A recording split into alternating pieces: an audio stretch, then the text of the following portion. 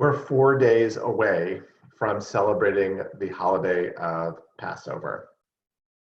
And on the night of Passover, when we read the Haggadah, we notice that in a traditional Haggadah, the name of Moses is omitted.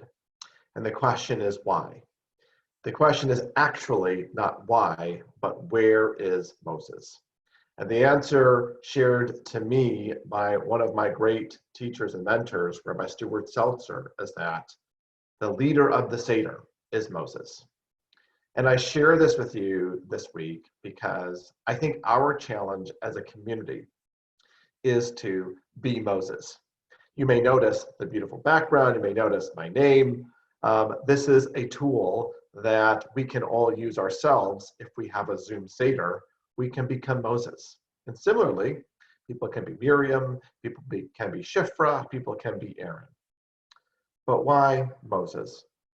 Moses is the person who, on the night of the Exodus, had to go to a people who were living as slaves for generations.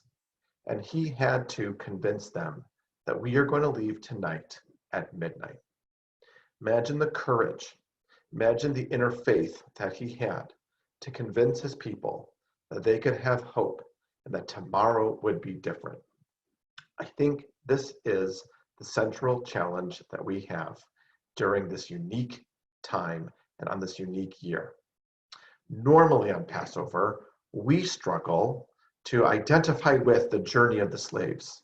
When we have so many blessings in our lives, we have so much privilege, it's difficult on a regular Passover holiday to pretend that we are actually slaves so that we can actually fulfill the mitzvah of Bechol dor vador chayav adam lirot et atzmo ki'ilu hu yatsa mitzrayim.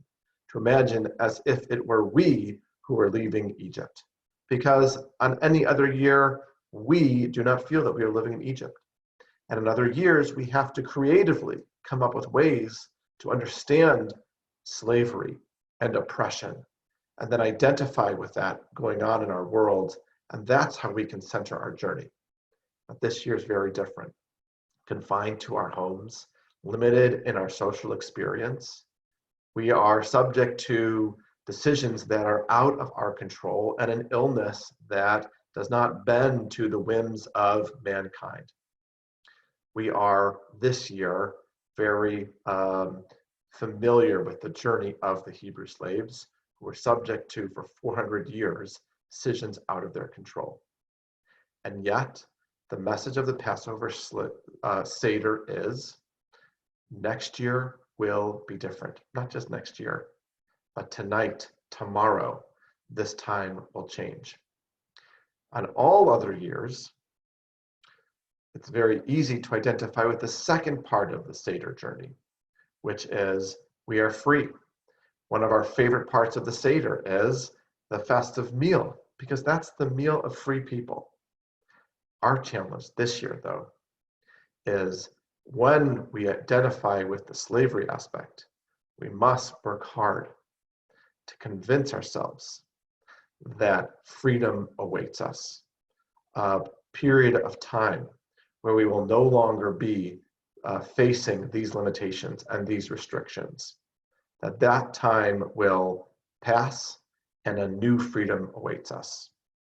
So when I challenge us to be Moses, we have to work very hard this year to enter our Seder with strength, with positivity, and with a sense of bravery that we are going to leave this time and enter a period of freedom, which is what our story asks us to do.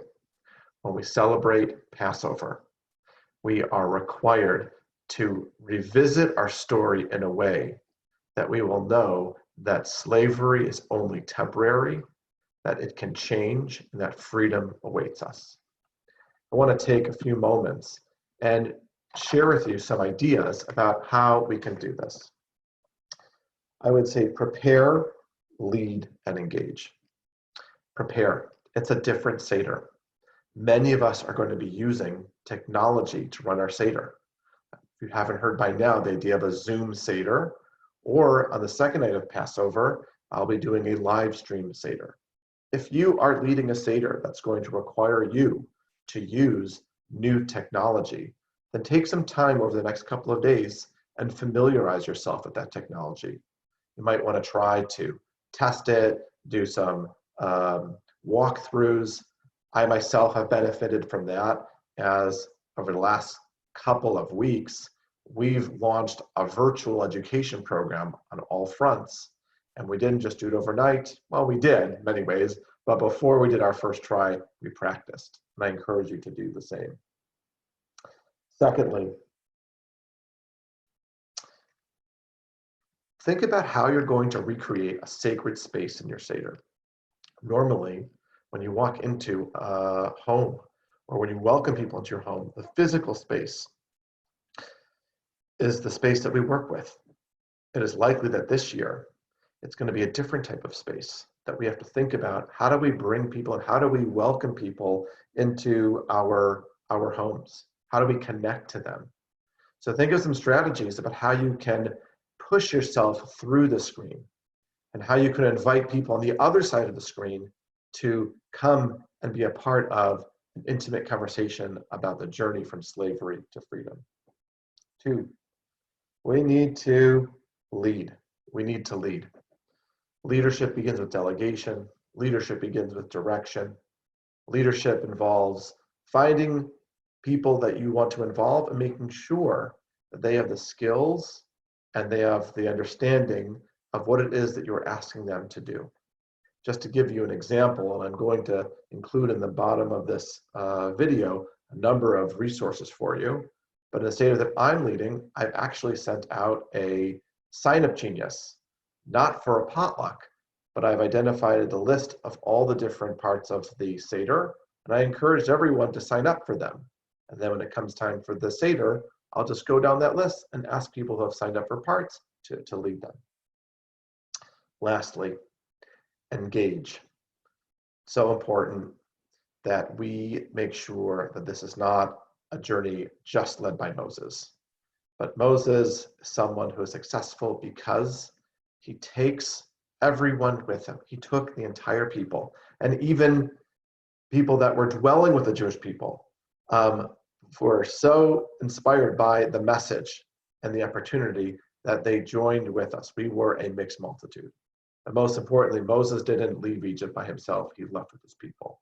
We too have to make sure that we engage everyone around the table and bring them with us. That's why I encourage you to think about a couple of techniques on your Seder. Encourage people to show and tell. It actually worked very well with our younger students in our ECC, but it works true for us as adults as well. People are going to be in their own homes. So encourage them to find a sacred artifact that means something to them about their Jewish identity. Have them bring an artifact from their home, from another room, that identifies the journey of slavery. Or most importantly, have them find an object in their home that reminds them of what it means to be free. 2, take a moment and do some go-rounds. Have everyone share what they're grateful for. The key to overcoming despair is gratitude. Invite people, engage people in that conversation. 2, it's okay to go around and have different people lead, as I mentioned. And if you have a Zoom screen, you can go around and call and ask people by name. Even use, if you're comfortable with the technology, chat. So prepare, lead with courage and strength, and engage your community. And in that way, a name that was omitted in the Haggadah comes alive and is found through you. Moses is identified as Moshe Rabbeinu. Moses, our teacher, the greatest rabbi.